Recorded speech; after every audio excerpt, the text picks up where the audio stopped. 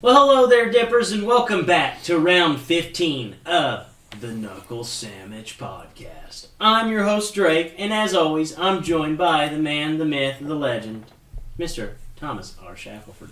Home Alone is a Christmas movie. You heard it here first.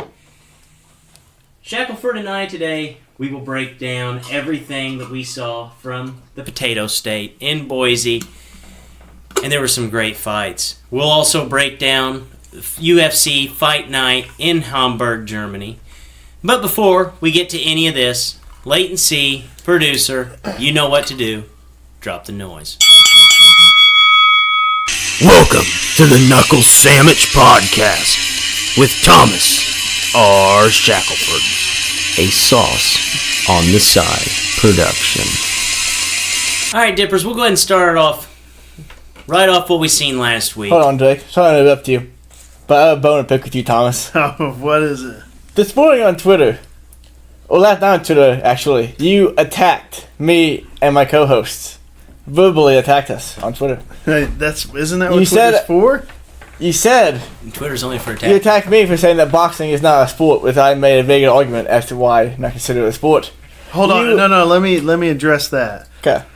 I believe in your guys' show, you said boxing isn't a sport because people do it in bars, and you claim to have 6 to maybe 7 boxing matches. I believe. One of them I know to be false. I actually just combined every fight I've ever been in into a bar fight. You said it wasn't a sport because if you could do it in a bar, then it wasn't a sport. Or if you could do it on the side, if you could do it. Do you consider football sport? Yes. I went and seen you play flag football once. That wasn't a sport. And I'm pretty sure, 80% of the guys on the field had just rolled out of a bar, within 10 hours of the game. And your guys' team beat that other team's ass 150 to nothing. So those dudes weren't playing a sport. Okay. You can't say because you did it, it's not a sport. Okay, that's fine. Continuing on, when you attacked us. I was also shocked that Jake had not seen Die Hard, just watched it at some point in his life. Not a movie guy. That's not a movie guy. And then you attacked Ben for saying that Home Alone is not a Christmas movie. No, Home Alone is a Christmas I'd like to talk to you about that one. Alright. Why do you consider Home Alone a Christmas movie? The entire movie is based around Christmas spirit, just like the elf. The entire movie. Whenever she's trying to get a ride in the airport, that's what she said. Hey, it's the Christmas season. The entire movie is based on that don't happen at Halloween. Do you consider Die Hard to be a that one is a toss up? But yes, I would say I'm one of the people that would consider a Christmas movie, especially 2. With Mr. Winslow in it. So wait a second, Die Hard and Die Hard 2 are both Christmas movies? And Die Hard 3, I believe. What? It's just, that's when they're based. He's going to see his wife and kids, or his future ex-wife and kids, for Christmas. Did you just drop a spoiler? Yeah, but you see, spoiler for a movie that came out in 1990. Did you just drop a spoiler? He goes to the Takayama building to visit his soon-to-be ex-wife and kids for Christmas. So that one is up in the air. I mean, that one's up in the air. But there's no way Home Alone is not it's a Christmas movie. Okay, well, Drake, so before this, you still might not. Did you consider Die Hard to be a Christmas-themed movie? Never seen Die Hard. Yeah, but you were shocked that it's not a Christmas movie. Yeah. Know what Die Hard I was is. pretty shocked that it was actually filmed all around Christmas. If you consider Die Hard 2 a Christmas movie, then you have to consider Home Alone to be one, and vice versa. Because neither of those stories have to be involved around Christmas. I wish I could jump into the Home Alone argument, but I haven't even seen that either. Oh my! You ever seen Home Alone? Oh my lord! Nope. I don't know what we're doing here. Here. I'm sheltered, boys. You know, they could have had those movies during any time of the I don't of the think year. so. They could have had it if it was Thanksgiving. Easter or Thanksgiving. It could have been any work party for Die Hard. It could have been any vacation for Home Alone. No, you don't go to visit your future ex-wife and kids for any holiday. Thanksgiving. If they're Catholic, he says it's a big deal. Man, I've continuously worked Thanksgiving holidays my entire adult life just to not be around my family. You don't do that for Thanksgiving. For Christmas, you got to see them. You got to see them. You got to see drunk Uncle Joe. You got to see passed out cousin Steve. You have to. That's Christmas. You don't do it. I mean, somebody else won't do it. Because you don't do it, and somebody else don't do it. You guys, it could have just been anything. So your entertainment review was on Skyscraper. The millennial Did you diehard. see the people that are blowing up because he portrayed an amputee-abled body person? I have not seen that. People are blowing up. It's like amputeeism.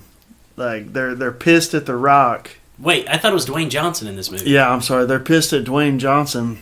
The Rock's a stunt because double. he's portraying an amputee. They're saying that it's taking away roles from amputee. Also, another big one that just happened, Scarlett Johansson dropped out of Rub and Tug because the trans community is blowing up. Because I did see that. So, let me tell you something, trans people and amputee people that are pissed about this.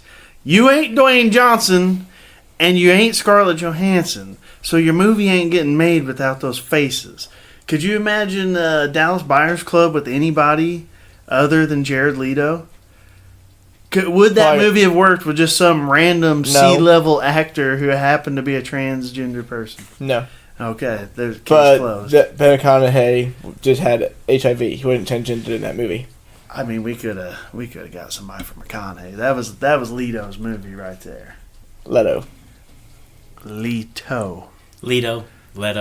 Christmas, not Christmas. All right, let's get to the fights. We've all agreed. Home Alone, Christmas movie. Die Hard, Christmas movie. Boxing's a sport, because if it isn't a sport, that means that football's not a sport by Leighton's definitions, and Drake's worthless because he has seen no classic movies. I just don't watch movies. Not a big movie guy. I would Evidently, say at any point in your life, you never watched movies. Yeah, not a big movie guy. And but I've seen Shape of Water. I mean, that counts for something. Did you really? Oh yeah. I haven't even seen that, and I kind of consider myself a movie guy. I had to watch it because it was just. It was a legendary entertainment review. Yeah, probably the best entertainment review we've ever had. You know, the only thing I want to get after B-Rock a little bit here. By the way, I love him on the show. There was like a good 2 minutes where he was almost arguing that Marco Polo was a sport. Yes, I know. And when boxing came up, there was like 2 minutes where he was going to argue that it wasn't a sport. Yes, I know. So the guy that would claim to have lost a Marco Polo match for 59 minutes was going to claim that boxing was not a sport because it only had one form of attack. Yeah. I think he's been in Denver too long. I think so. The altitude's gotten to him. Secondhand smoke's gotten to him. Well, now he's in Dallas. Now it's just all the alcohol. Oh, he's in Dallas now. Yeah, he's got guns and beer. He's got guns and Lone Star. That's it. That's all it is. They'd be mad if they heard him say that boxing wasn't a sport, though. Oh, they'd be pissed. They don't even know what Marco Polo is in Texas. No. They call it punching your brother in the eye. Yeah. And that is a sport. So you ready to break down some fights? Let's get to the fights, man. Our boy in Sweden's just wanting to hear some fight picks. So UFC Fight Night in Boise. One of the most, I hate to say impressive because she's shown us nothing of what she showed us exactly what we knew her to used to be. And as Kat Zingano picked up the win, decision win against Marion Renaud, and she was dominant. Kat Zingano was dominant. Do you think that Kat Zingano was back? I'm hesitant to say she's back. She looked really the Kat that we used to know she could take a punch. She would take one to give 5. She didn't want any part of the stand-up. Renaud hit her a few times, and Kat was basically 100% wrestler in this fight, which I'm okay with. She won the fight. I mean, right. It was never really in question. Renaud seemed to have. Her fight IQ wasn't really there. Like, she jumped guard. At one point, she jumped guard. Yeah, and that was terrible. Really, that was the turning point in the fight for me. Because after that, every time Kat got her hands on her, she either tried to guillotine or kind of pulled guard a little bit. So, but to say Kat is what Kat was, I won't go there. But I was really glad to see her pick up the win, even though I've picked her like her last 3 fights, and she's lost every one of them. Then the one I don't pick her, she wins. Yeah, so. she had it out for Shackelford that night. I didn't realize that Renau is 41 years old. Yeah, school teacher. Wow. She's a 41-year-old school teacher. Tough as nails. I mean, she not Imagine pulled, talking back in her class. Oh, you don't want to do that. No. Can you, Mrs. Renau, I ain't gonna take your crap. Till she just look at you and raise up the backhand, and you just sit down and do your homework. Yeah. She's tough. I don't think she's had but maybe 2 or 3 fights in UFC. I think she's like 2-1. So she's still got a pretty good future, even for her age. I mean, she don't look 41. She looks 21. Yeah, maybe, no, she so. looks solid. Kat, I wrote down 3 stats, and they really jumped off the page to me. So Kat landed 94 strikes. She landed 76% of the strikes that she had thrown, and she set the women's record for 6 takedowns in a fight. So if you want to figure out how you can be successful in 76% of your strikes thrown, they're all with the face sitting right there in front of you. Yeah. Like, she had almost all of... They didn't break it up to ground strikes versus like standing strikes, but to land 76%, I feel like you have to be like right on top of them, because even if you have a really good fight, you're still going to be at 40%, maybe 50% if you're lucky, but 76% in a 3-round fight that just jumps off the page. And I mean, that kind of goes to show that she didn't really throw that many strikes. So I mean, if she landed 94 and that was 76%, so probably threw what, like 120, something like that. Like 125. So yeah, she probably threw a jab, a right to a takedown, and you're gonna win every fight. If you can get 6 takedowns in a fight and land 94 punches, you'll win every time. Yeah, you will. No. So another interesting fight that we had lost. Actually, you lost. We'll go with that. You lost. Chad Mendez completely flatlines Miles Jury in like a minute and a half, 2 minutes. What did you make of this fight? I think we talked about it with Jury. He's always been one of the has the potential to be one of the best in the world at 55 and 45. I believe his record was 12-2, so his only 2 losses were to Cowboy and Charles Oliveira. He got caught with a quick guillotine. But both of those, he was on big win streaks. He was the next big guy, and that was this next step up in the competition to break him into the upper echelon of guys, and he drops it. You know? And, again, the same with Kat. When you're picking fights and you're picking to try to win money, there's some guidelines you go by. What did they look like in their last fights? How long was their layoff? What did they have a layoff for? And we're looking at this fight when we're breaking it down. Miles Jury was almost 8 inches taller than Chad Mendez. He's been competitive. He's on like a 3-fight win streak the whole time Mendez has been away. Mendez ain't done nothing for 2 years. Steps in. You think, oh, well, what's the one way he's going to beat him? He's going to either take him down and lay on him, or he's just going to hit him with a billy club. And what happened? Miles Jury's got hit by, I believe it was a leaping lead left hook from a guy 8 inches shorter than him. Yeah. All he had to do is stand up straight. That's all he had to do. Yeah. He could just straighten his knees and it would have whiffed. I mean, this is a hard one for Jury in my books, because this is another one. He's on a win streak. He's in a new weight class. He's fighting a really big name guy, and again, he just lays an egg. Except this time, he gets his clock cleaned. Yeah, I think he only landed 3 strikes. And the thing, with Miles Jury, like last week, I said I love watching Miles Jury fight. He brings it every time. You mentioned the Cowboy fight. And I said, that's an outlier. That's an outlier. He's never going to lay an egg like that again. And he did the exact thing that I said he wasn't going to do. He just got caught looking, man. I feel like in those big, when it's his time to shine, when it's a marquee fight for him, he doesn't have that thing that McGregor, and that's the big difference from a guy like McGregor is like, how many times have we seen him in that moment? He may have lost one, but it was a war. It wasn't... Right. He got caught looking. Or he stepped up in the moment and shined. and some people have it and some people don't. And this is the third time in a row. I don't know if Jury has that. He could be a dude that can win 20 fights in the UFC, and he might be like 20-3 or something, 20-4. But those 4 are always going to be those big ones. Right. He grew up watching LeBron and not Jordan. Oh, doing him dirty. So, one fight that we did get right, it was probably one of my favorite finishes in UFC history.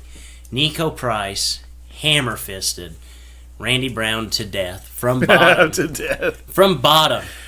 It blew my mind. That was wild. Blew my mind. I thought that would be a tough fight, and I almost flopped my pick whenever I put him on Twitter because I watched a lot more Randy Brown fight. And from top position, he's actually really tough. Now, when he's on bottom, Not if he's getting hammer fisted. Apparently not. I don't know that you'll ever see that again. It was just weird. Like, it was a solid fight. It almost looked like the tides were turning in Brown's favor a little bit, and then next thing you know, Price kind of goes for I believe it was like a knee bar, and he ended up down there, and he just kind of like cupped Brown's head with the top of his foot, and it was like I think he was out on that first one. Oh yeah, he was. Like he hit him, and his he head hit him like yeah, a turkey head. Yeah, you know how they kind of wobble. That's what it looked. Yeah, he got that first kind of like whipping hammer fist, and it bopped him. And I think that announcer was like, "I think he was out on like the third one. I think he was done on the first one." Yeah, and then his leg was holding him up. Yeah, he had to have been out on the first one because why would he have left his head there? Like No, all he had exactly, to do was raise up, and he I would have think been out of that danger. first one just hit him right on the side of the jawline, just put him asleep instantly. And that was a wacky finish, worth $50,000. He got that 50 G's. Yeah, that was maybe one of my favorite knockouts in UFC history. Well, I didn't get to watch him live. I had to watch him the next day. And you guys were texting me, and I was like, I think one of you put hammer fist from bottom, knocked him out, and I thought, how in the hell does that happen? Well, the next day I watched it, and I was like, I still wouldn't have believed it had I not seen it. Yeah, and my favorite part was whenever they were interviewing Nico Price afterwards, they were like asking him, is this something that you practice? And of course, what does he say? Oh yeah. Yeah. All the time I have my partner pound me on top and I'm hitting him. That's always what we say in jiu-jitsu class. Punch from bottom, punch from bottom. Bold strategy. Yeah. So another interesting fight. This was the night of the dogs, man. Rick Glenn picks up a split decision against Dennis Bermudez. Maybe Rick Glenn's biggest win to date. What did you think about this fight? But again, I didn't get to watch him live, and I saw Bermudez's reaction. He was blowing up like he got robbed. I thought Bermudez won, but I think it was a split decision. I don't think he unanimously won. Yeah, it was a split. If I saw Bermudez winning, but I thought it was like it was a close fight. He got a bunch of takedowns. I believe he got rocked in the first round, so I kind of had it tied up going into the third, and he got more takedowns and controlled in the third. But you could make the argument when he got those takedowns in the first and second, he didn't really do any damage. Like, he just took him down, kind of sat there on top and was taking some elbows. Glenn would get up, and then he'd take him right back down. Yeah. So it was a tough fight. I would have gave it to Bermudez. Me too. But they didn't. They gave it to Glenn, and this is another one of those scenarios of the guy that was moving backwards, just kind of like hitting jabs and hitting some elbows from bottom. They gave the win to. Wherever we've seen other fights where the guy that moved forward, got takedowns, but didn't do a lot of damage, wins quite a bit of the time. So right, and that kind of brings us to the judges at Boise. The judges weren't very good. No, you sent me a message about Scroggins versus Nurmagomedov. Yeah. So I watched that fight, and again, Scroggins dropped him in 2 rounds. Yes. So he was leading he wasn't throwing as many strikes as Nurmagomedov, and he wasn't trying for takedowns. But his he had his back one time and just pushed him up just to stand back up because he knew he was knocking him up. Yeah, and really it was. He was throwing less but hitting every single time. And he rocked him and put him down in 2 rounds. So how is that not a 10-8? How is that not 10-9 automatically for him? I don't know. So, and he lost. He ended up losing. Nurmagomedov won that fight. And there was another fight that I can't remember which one. I can't remember which one off the top of my head right now. It was a prelim fight, I believe. But same thing. Like the dude, clearly he got, on 2 cards, it was 30-27. On another card, it was 29-28. So one judge scored the fight for the other guy. It was a split decision. So one judge scored the fight for the other guy. There was like 3 or 4 decisions on that card that you're kind of like shaking your head like, yeah, what do we got going on? I agree. The Dennis Bermudez fight, that was, I think, the biggest quack of them all. He should have known, though, because by the time he came up, we had seen Scroggins get screwed, and the other fight that I was saying where 2 judges scored at 30-27, one guy, and a third judge scored at 29-28, the other guy. That's unbelievable. So if you're a fighter and you've seen 3 bad decisions before you, you know you have to do something, empathetic to really sway it in your way. No, I agree. Just taking a dude down and you getting elbowed is not necessarily the way to do it. Well, so the Bermudez fight, we'll just, in case you didn't watch the fight, we'll just run you through the stats real quick. So Bermudez was more efficient with his strikes. He ended up landing 56 total strikes to Rick Glenn's 59. So almost identical there. Significant strikes, 42 for Bermudez, 48 for Glenn, so almost identical. But Bermudez was more efficient. And then the takedowns. Bermudez had 6 takedowns compared to Rick Glenn's 0. And you would think that the takedowns would be the difference. If everything else is equal, you get 6 takedowns to the other guy's 0, and you lose the fight. That is pretty pathetic scoring, in my opinion. So, one fight that actually had me on the edge of my seat, Sage Northcutt actually picks up the knockout win against Zach Otto in the 2nd round. Northcutt gets rocked early, gets knocked all the way down, and ends up showing some toughness we haven't seen from Sage Northcutt before, and picks up the win. Do you feel like you've seen a transition from Sage Northcutt, or do you feel like Otto just ran out of gas in this one? Real quick, it was the Darren Elkins-Alexander Volkanovski fight. One judge actually, or 2 of the judges actually scored at 29-28 for Volkanovski, so that means that both those judges gave a round to Elkins.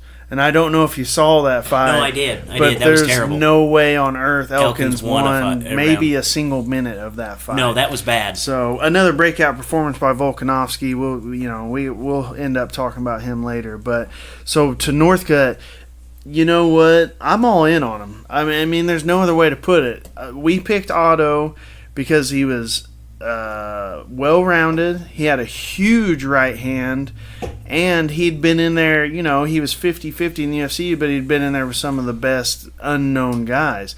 What happens? Northcutt runs right into him. Otto hits that gigantic right hand, and when they showed the replay of it, Northcutt was out cold. His eyes rolled back in his head, went down to the mat, and Otto got on top of him.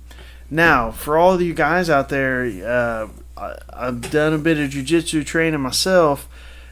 If you're on top of a guy who you've just cleanly knocked unconscious and he woke back up when he hit the mat, there's no way on earth you should get tired when you're on top of him for 5 minutes. There was no scramble situations. No. It was Otto moving from mount to knee on belly to back, just over and over and over for 5 minutes. Then he stands up, looks like he just got done smoking a carton of cigarettes. Yes, it was bad. And then Northcutt looks like, he just go, you see another big thing that I noticed in his corner, his dad wasn't right there in his ear yelling shit. It was Uriah and their striking coach giving him actual advice, actual pointers. and then right before they, you're doing good, son, go after him. And Northcutt ran right out there and beat his ass. I mean, Zach Otto, I don't know what happened. No, I don't know how you could pick anybody that's never fought or trained a day in their life and lay them on top of a half-conscious person and say, don't get tired for 5 minutes, and you don't get tired. I don't know what happened. No, neither do I. Because I watched the fight, and whenever they stood back up, I'm like, damn, I must have missed something. Because Zach Otto looks like the guy who just got beat unconscious, laid there, the guy running all over him. If you'd have looked at both of them between rounds, like when they're sitting on their stool and asked who just won that first round, you'd have never picked Otto. No. And it could have been a 10-8 round because they were going off the new rules. So he got a knockdown and laid on him the entire first round. So that was probably going to be a 10-8 round. I couldn't believe it. No, man. That was, we had 3 losses on this card, and 2 of them I kind of couldn't believe just because of the long layoffs, but I mean, they were kind of situational. That one, that was ridiculous. We had no chance of picking these fights. No, I mean, it just comes down to he must have been a part of Francis Ngannou's camp. Something. No wrestling, no cardio. Get out there and maul him. Mercy. So that'll get us to the heavyweights here. So the headliner, heavyweight fight, Junior Dos Santos, Bogoy Ivanov. I don't think you could knock him out with a sledgehammer. We saw 477 total strikes thrown between the two, which you'd have thought that Zach Otto did that in the first round. JDS walks away with a 50-45 clean decision. What did you think about JDS and his return? And were you impressed of Bogoy at all? Yeah, I mean, it was pretty workmanlike for JDS. I actually preferred seeing a fight like that, because if he'd have came out and just dropped a bomb and put the dude down, I don't think it would have been as beneficial for him just because he's been out for a while. And last time we saw him, Stipe clobbered him. And I believe he'd been in a couple battles. He'd been in a couple really close battles, and then Stipe dropped him really easy. So it was one of those that you if he came out and just dropped the dude, you'd have to wonder, like, well, has he still got his chin there? But he was never really any danger. Kind of just, that guy let JDS work in his realm. Outside, throwing the left, big overhand right the whole time. Blagoy, you said his head's like he's from the Eastern Bloc, from Bulgaria over there on Russia way. So did you hear the story about him being stabbed? I saw a scar in his chest. The dude was in a medically induced coma for 80 days after he got stabbed. They said that the knife actually penetrated his heart. I don't know how much I buy into all that, but they said it multiple times. I read a few different articles about it, and all of them said that it actually did penetrate his heart. And he was out of fighting for 2 years, but medically induced coma for 80 days. If you look, you can see where they had trached him at some point, in his throat there. Yeah.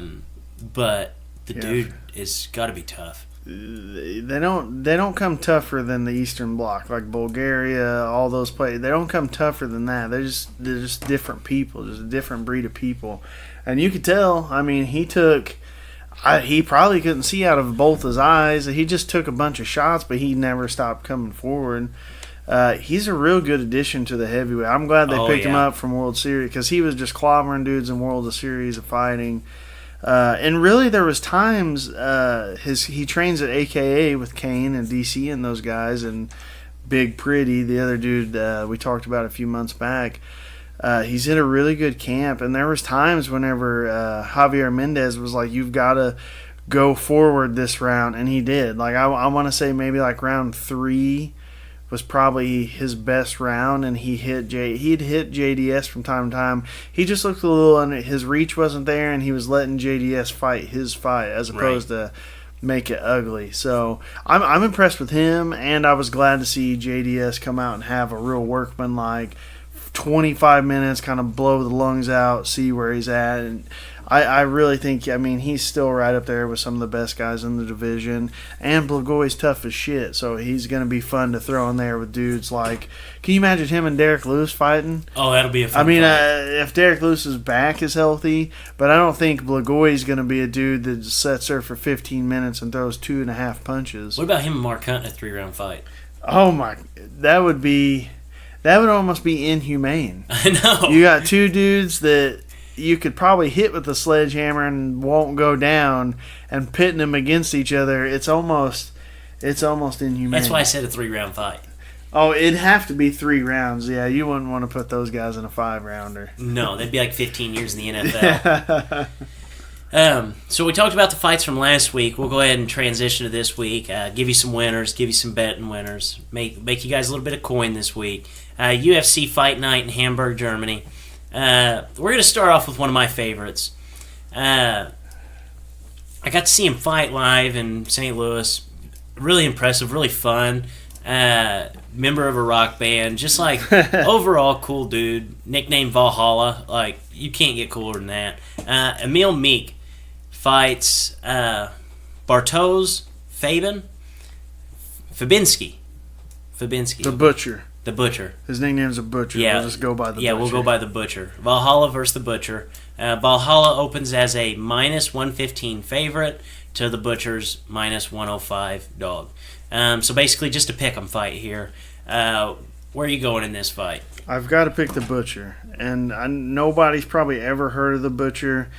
I'd seen him fight before, but when I was reviewing these, I went back and watched him. I don't think he's lost in the UFC. The dude is 100% wrestler. I think he was a judo Olympian in his country or something like that. There'll be no stand-up punches thrown by him. He will walk out there, try to push Mech against the cage and take him down.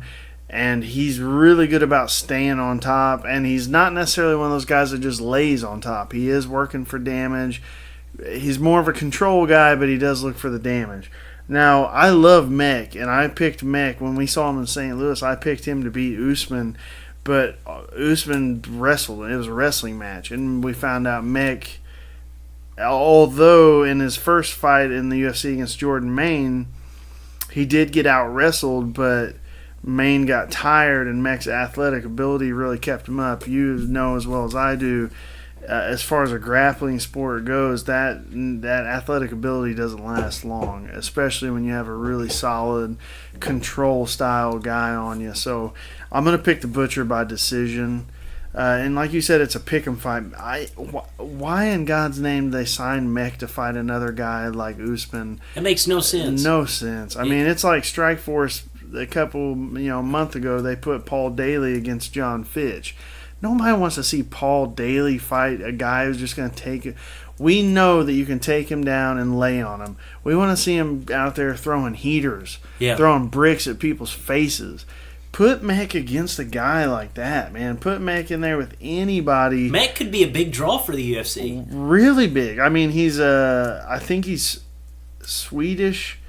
He's somewhere from over there. Scandinavian. Is he? He's from one of those countries that are... The Vikings and shit. Yeah, he's one of those countries that they don't have a huge MMA following.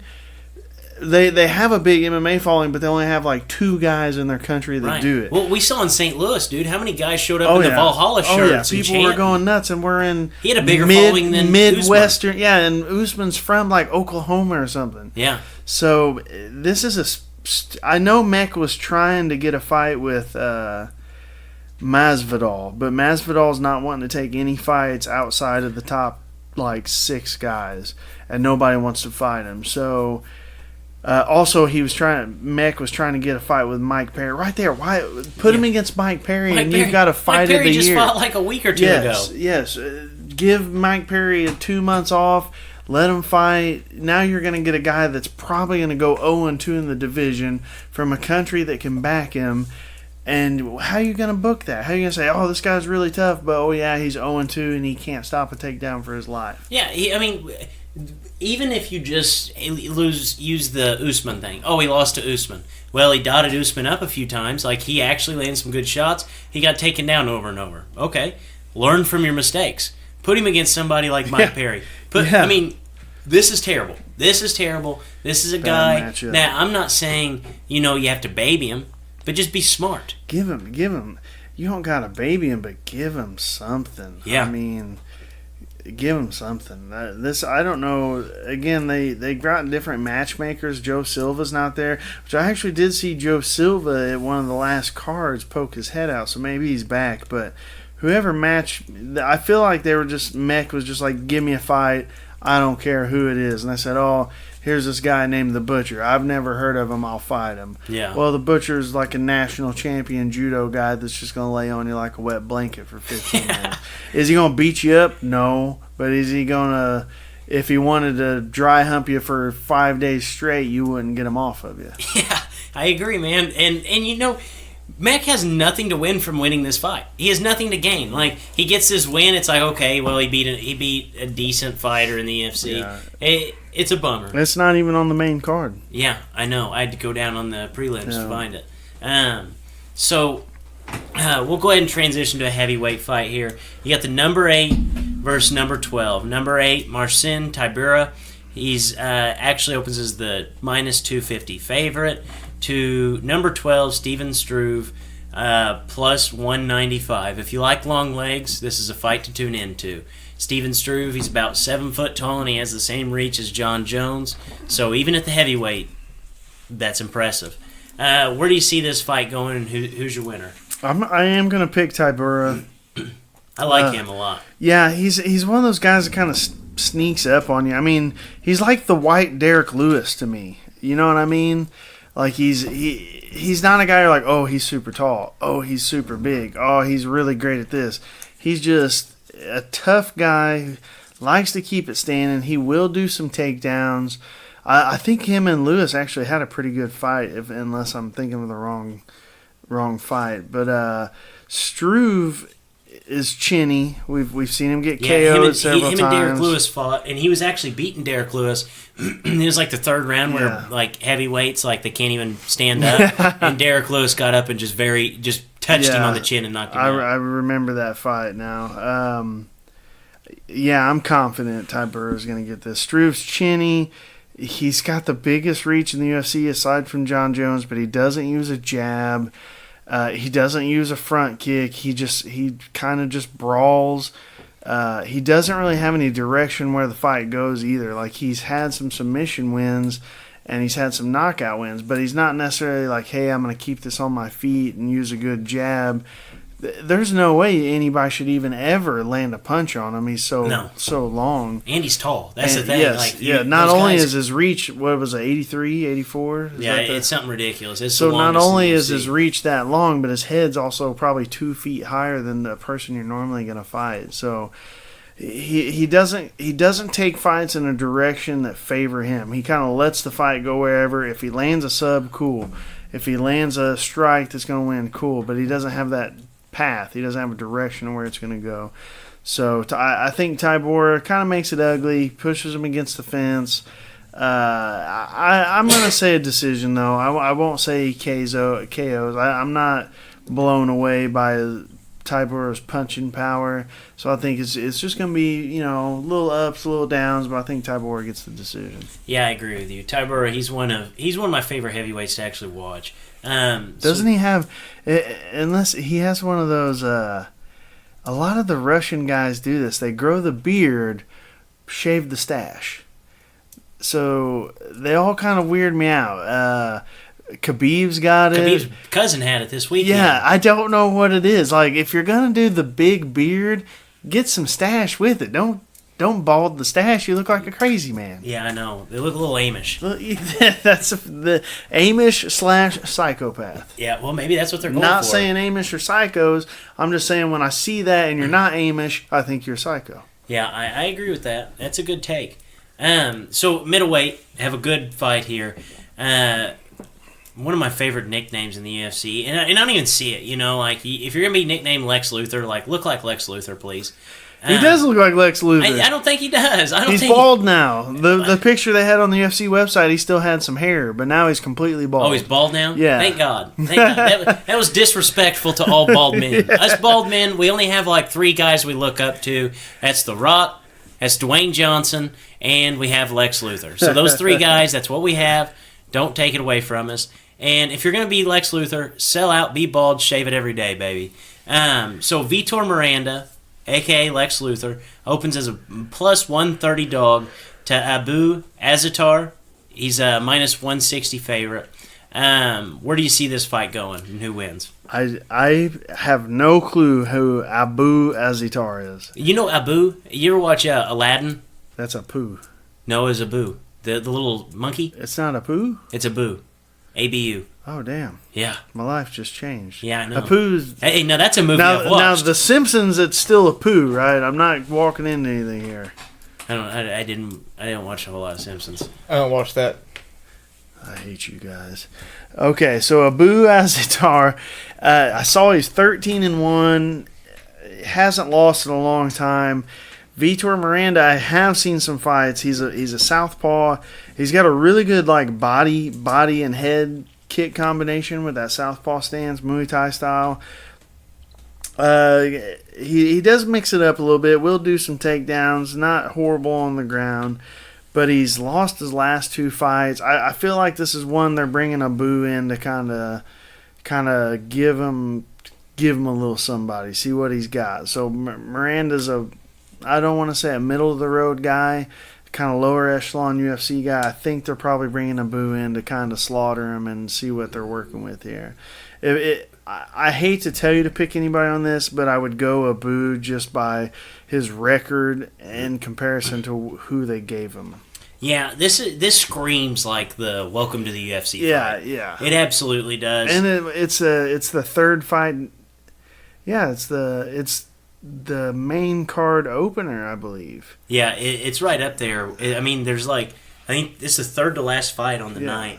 So, I mean, obviously they're trying to get him some. I do like Lex Luthor though. I mean, he's a solid fighter, but when you see a guy come, they're throwing a 13-1 guy on him, and Miranda probably hasn't been on the main card at all his whole career. It just screams, hey, we got a really good guy that we want to see mop the floor with a 50-50 guy. So. Right. Yeah. No. This screams it to me.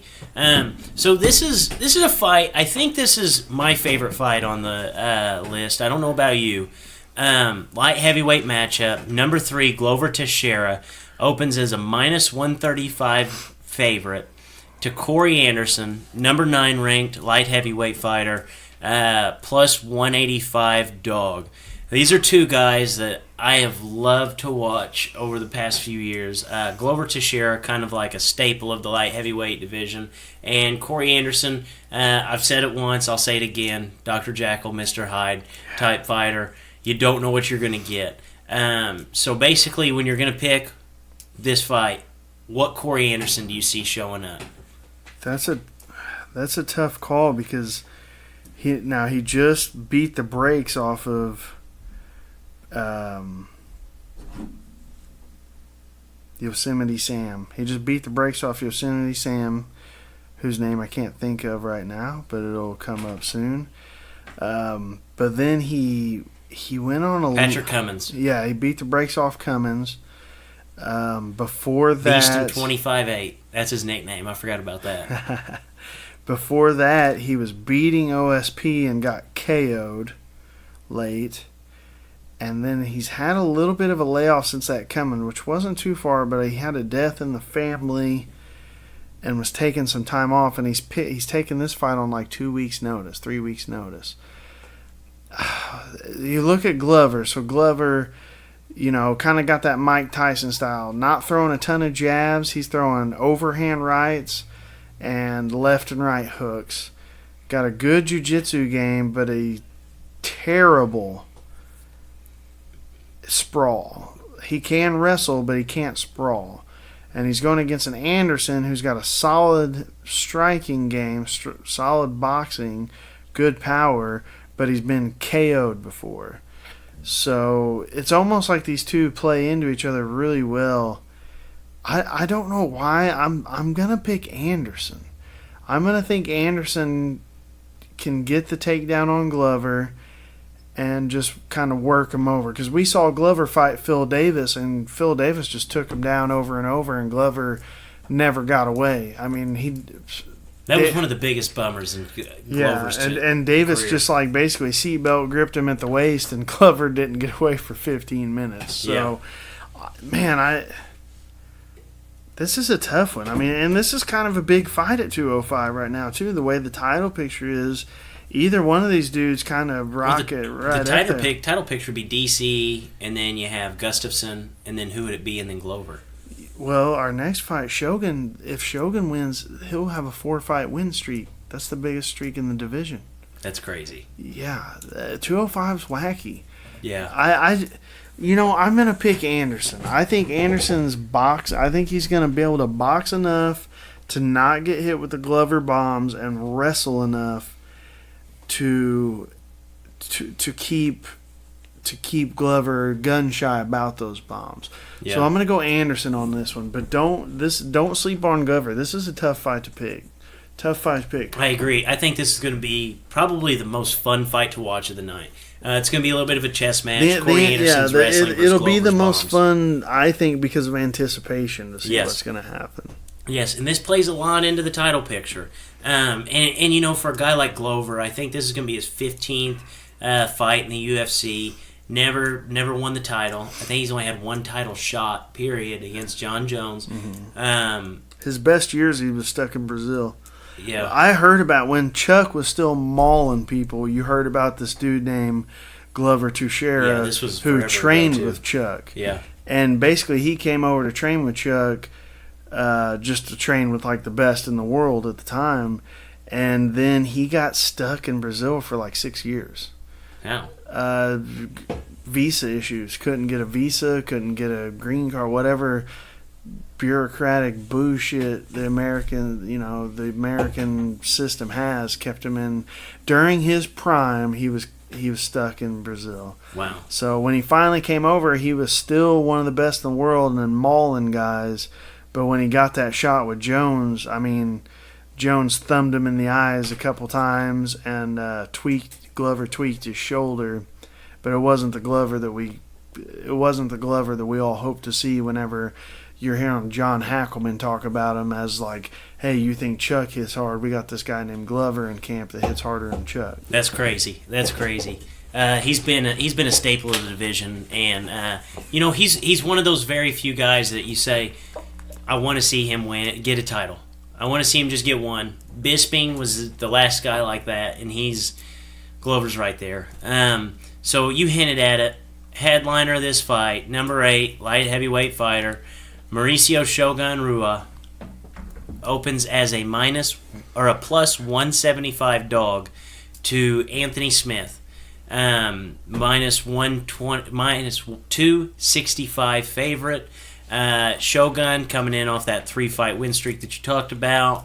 Anthony Smith just dropped Rashad Evans dead, basically with a knee. This is going to be a fun fight. Who do you have? I'm going to go Smith. This kid actually, I thought he dropped from heavyweight. He actually came up from 85. His last loss was Thiago Santos, which is that big-ass Brazilian dude that has the giant Thor hammer tattooed on his chest. That's a sweet tattoo. Speaking of tattoos on chest, you see all the, everybody's been, I know that it's been there forever, but everybody's been making fun of Brock Lesnar's tattoo looking like a penis. That came out of nowhere. It looks like a penis. Yes. And nobody pointed it out until recent. I remember when he first came in, I want to say one of the Diaz brothers made fun of him. Yeah. Which is just, I mean, it don't matter how big and bad you are. If you got the Diaz brothers going to make fun of you. Yeah. But yes, Covington called it a dick chest. Somebody else did. It's a weird one. It's a gigantic knife. I think the reason why it looks like a pee-pee head up there is because it's supposed to be stabbing into his neck. So, but I'm not a tattoo artist. I'm not an artist in any way, shape, or It looks form. bad.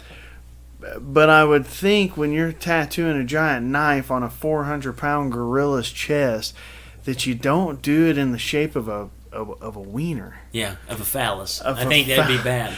Of how many different names can we say for ding dong on this? Schmeckle.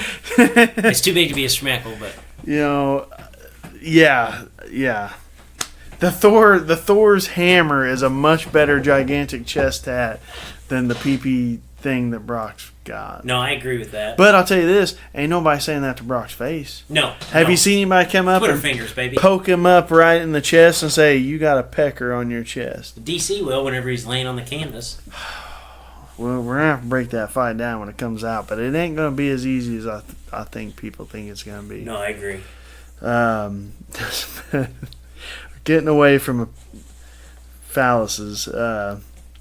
Smith, he came up from 185, and he looks a lot better. He looks healthy. He doesn't look like Skeletor. Imagine that. I think he's 6'4", 6'5", so he's going to have the height. Probably going to have the reach, and he's got some nasty striking. Elbows, knees, everything. Like you said, he just plain dropped Rashad. He does have a tendency to get wild, though, which is against Shogun that is Shogun. Like, Shogun was doing wild back in 2003 when Smith was probably still eating Cheerios in his living room, you know. Yeah, Smith would have been like 11. Yeah. The thing with Shogun, I've since the day he came into the UFC, I thought time had passed him by. I mean, we saw Forrest beat... When Shogun came into the UFC, the Shogun that fought in Japan was the next guy. Like, he won the tournament that Vanderlei lost in. He was demolishing people. Now, of course, there was always that, you know, in Pride, the sauce was legal. Like, they put it in their contract. We do not test. You know, some guys were encouraged to do juice. So, not that he was ever bodied up, but he was in a camp that was known for juicing. And the Shogun that we got in the UFC was not the Shogun from Pride. Now you're looking at a Shogun who's probably 40 years old, probably like 4 knee surgeries in, and he's going against a really, really, really young, hungry, big, strong guy. I got to go Smith by KO. Yeah, I agree with that. I mean, up until his 3-fight win streak, he had lost 4 of his last 5 fights, and he was kind of win-loss, win-loss, win-loss. The whole time he's been in UFC, he's been win-loss. I mean, like I said, since the day he came into UFC, I thought his time had passed by, and he's kind of just hung in there, won some, lost some, won some, lost some, and then you blink your eye and they're like, what the hell, he's won 3 fights in a row? Yeah, like, sitting here number 8, like, wins this fight, could possibly get the title shot. I got Smith by KO. Gonna be a fun as hell fight. Yes, I agree. Because that's one thing about Shogun. Unless he's facing a guy who's just 100% takedown, gonna take him down and lay on him, it's a barn burner every single time. Yeah, I can guarantee this. If you're watching these fights and you're bored and there's 2 fights left, definitely stick around. Otherwise, you waste your time. Yep. The last 2 fights are by far going to be the best fights, and they're going to be some dog fights. I'm looking forward to it. So we'll kind of get off the card there and talk about a really, really interesting fight that I watched this week. It was Paige Van Zandt's fiance. It was in the Dana White Contender Series. Austin Vanderford beats Angelo Trevino. So a little background on Angelo Trevino. He's trained in the Team Alpha Male camp, I think, for like the last 12 years. I kind of felt like coming into this fight, they brought Paige Van Zandt's fiance in there just to kind of get beat by this dude, and this dude like kind of win the bacon, get the contract, be the guy that beat Paige Van Zandt's fiance. And first round looked like it was going to happen. Second round, Vanderford came out and completely flipped the script on its head, ends up finishing the fight, subs him in the second, and doesn't get the contract. I watched those fights. Oh, he didn't get the contract? Did not get the contract.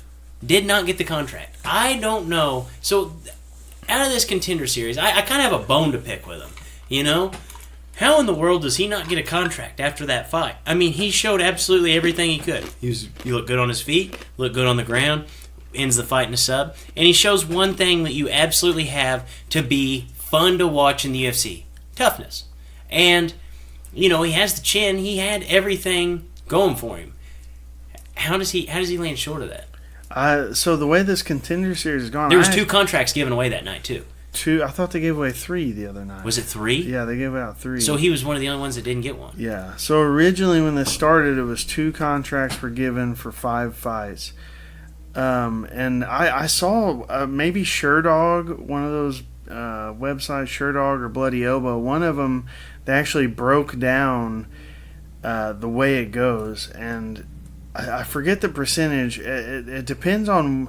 So the very first fight of the night, no matter if it ended quick, long, whatever, it's only like 10% of the time do they get a contract.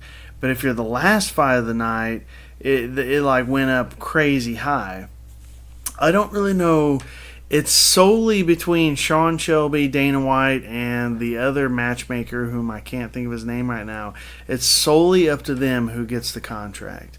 So we've seen some guys win. There was a dude named Chris Curtis, which I followed him on Twitter. He's been going nuts every Tuesday after watching these fights.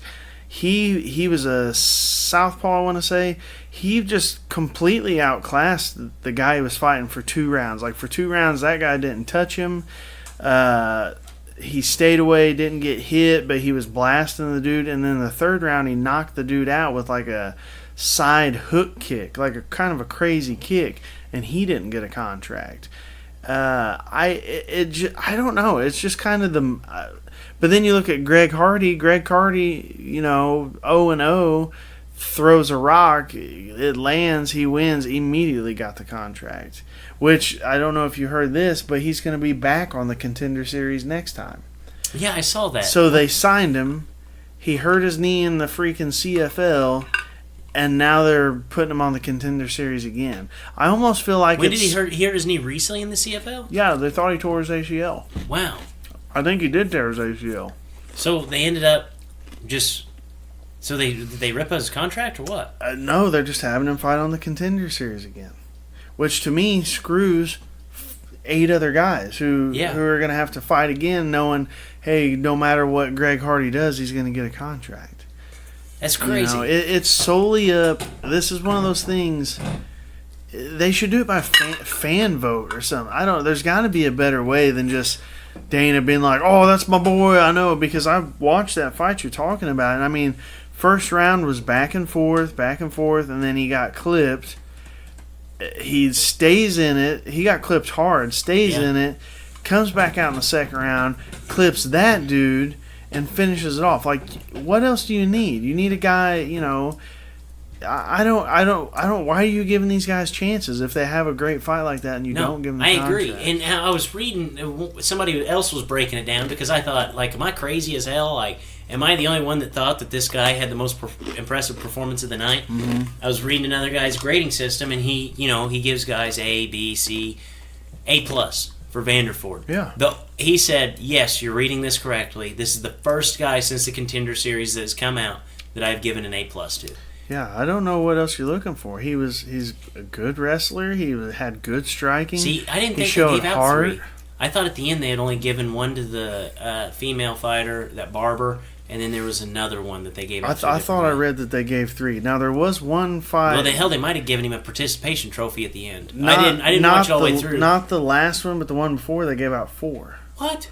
So what are they shooting for? 5,000 fighters on the UFC roster? Well, the night they gave out 4, it was like 4 knockouts within they were all like first round 30-second knockouts or something. Yeah, but you got to stick to your. But to me, when you're asking people to do that, yeah, you want exciting fighters, but you want fighters. Sage Northcutt's exciting, but. I hate to, because we bragged on him earlier, and really he hasn't had a horrible UFC career or anything. He's not that good.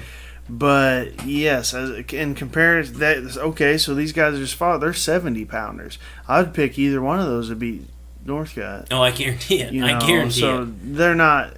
I don't know. It's a bummer for him. I think the thing about it is, I think he's a guy that he'll probably be one of those guys, short notice guys. Yeah. Hey, we need you to fight in 2 weeks, and so on. On the same card as Page.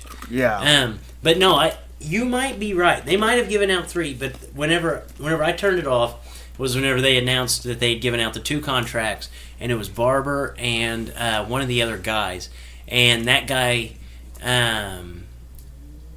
was not Vanderford. So I don't know if they said, I don't know if there's like an ending where they're like, oh, and we hand out a 3rd one. I didn't know. They don't need to ruin the show. The show's doing great. Apparently, from ratings, it's killing it. I've watched them. They've been really good shows. Like, don't diminish it by not giving guys that actually earned it. Yeah, I agree. And that kind of worries me about the Saucy Pod guest Garrett, who comes up. He fights on the 31st, which he is the main event. He'll be the 5th fight of the night. And the way his fighting style and the guy's fighting style, it's going to be a barn burner no matter what. But it almost makes me worry that it no matter what happens, because Garrett's not necessarily a big name and not from a big gym, that it may not matter. I hate to even think that, because I've seen the kid work hard, and he is a hard worker, and he's had a lot of fights. And if his fighting style would be really fun in the UFC, and to think that they basically have it picked already. Yeah, and that's what it feels like almost. Oh, I agree. And I have heard some other people say that, like Valentina Shevchenko's sister fought on one, and she demolished the girl, but you knew she was going to demolish the girl. It wasn't one of those like, oh my God, that was amazing. It was, okay, she's going to smash this girl. Okay, she smashed this girl for 2.5, 3 rounds. Okay, she got the contract. That her win was good, but it wasn't as impressive to me as that kid last night. Right. No, I agree. Paige's fiance. I agree. So, like you said, we have a lot of things to be looking forward to in the MMA world. It was announced this past week that Shorty Torres will be fighting on, I think it's UFC 228, 227? One of those. August 4th. The August 4th card. He'll be fighting the same card as TJ Dillashaw, Cody Garbrandt. Mighty Mouse is fighting Cejudo that same night. Mighty Mouse is fighting Cejudo. So, big night for the small guys. Oh, yeah. And Shorty will be right in there in the mix of them. We have Garrett Gross, former Saucy Pod guest, fighting on the 31st for the UFC, for the Dana White Contender Series. Mr. Shackelford came out, made us an article. It's about the bare knuckle boxing. Yeah. Actually. So quickly run us through the bare knuckle boxing. It is what it is. Bare knuckle fighting championship. June 2nd they had a card. They got another one coming up, I believe the 25th. Just put a little article about it, just kind of breaking it down. For guys like the producer, this is the stuff you need to watch. I talked about it in the article. It's legit bare knuckle. There's no wraps on their knuckles. Read the article. It was a fun show to watch. I'm actually looking forward to the next one. I told you earlier, this is a different fight promotion than the one I wrote the article on. But Chris Lieben just signed a contract to fight Phil Baroni in a bare knuckle boxing match. So we could be looking at a new thing here, because from what I understand, I believe the buys went pretty well for it. So for you guys like B-Reich and Leighton that don't think boxing's a sport, you may change your tune whenever these dudes ain't got no gloves on and they're just bouncing bare knuckles off each other's face. Be sure to check out the article. It's on saucypodcast.com. That's our website. So be sure to check it out. Shackelford always comes up with witty things. Great writer. Definitely going to be a fun article to read, so check that out. Jake, didn't you and I watch the bare knuckle boxing thing? Yeah, they came out with bare knuckle boxing a couple years ago, too. That was called Hobo Fights. No, it wasn't. Hobo fights? No, they're called boa fights, aka boxing. No, it was in a circle, and the circle was like... Did they really? 8 foot by 8 foot. Yeah, it was an 8 foot circle. And was this on one of those weird pay-per-views you were telling me about? Yeah, that was like $1.99. No, it was free or something, because we got the UFC fight. We got the... Yeah, I bought a UFC fight, and it was like $1 upgrade to get that too. Crazy. And, see, they're advertising this one. Actually, as I think it the was first the one. Pacquiao Mayweather fight. It was that long ago. Yeah, it was that long ago. It was in a pit. So there was like an 8-foot circle. Was it sanctioned? I don't understand. Yeah, I don't understand how I missed this. It was an 8-foot circle, seriously, and they had like a ramp all the way around it, so you were legitimately fighting in a pit, and you couldn't step outside the circle. God. There was no ref in there either. No, So it was just two dudes. every fight ended in a knockout. It Every was single probably one. in like an unsanctioned one. So Well- let me put an asterisk by this. The Bare Knuckle Fighting Championship, this is the first legal and sanctioned bare knuckle boxing match in like 120-something So years. as far as Scandinavians go, this is why I love Emil Meck. Is because there was a Scandinavian guy on there that had like 3 teeth. It wasn't. He didn't have the 3 teeth because they had rotted out. He had 3 teeth because he'd been punched out. Oh, and God. he looks at this guy, and they're throwing bombs on each other. And like the guy that I'm talking about is getting his ass like kicked bad, and he's getting whooped.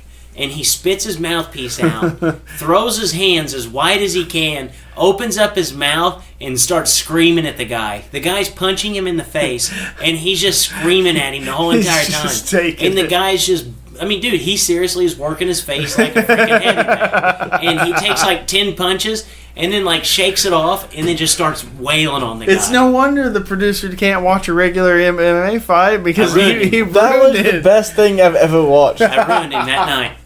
They're like, hey, this is going to be the nastiest fight you've ever seen, and everything after. It's almost like meth.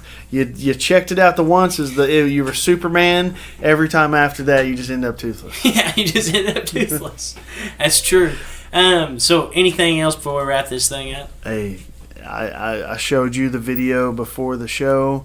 Connor's in Russia. Connor's training in Russia. He's planted the seed. That's a good sign for Khabib v. Connor. I told you wherever Connor. Who's Putin rooting for? I don't know. He's torn. Putin, didn't you say? You know, He we had seen him as his grand guest at the World Cup World final. Cup. Him and Artem were looking good there at the World Cup. If you haven't been on McGregor's like Instagram and Twitter, he posted a video that's insane looking. It's like a minute long of him. I'm not even gonna spoil it. Go to his Instagram and Twitter. It's about the compound. Oh yeah, I told you he likes to train where he's fighting. So when he's fighting in Vegas, he gets a house, trains there for months. When he fights, I think when he fought in New York, I believe he did the same thing. This is a good sign. It's Yeah. a good sign. Gnarly video and a good sign for a Connor return. I 100% agree.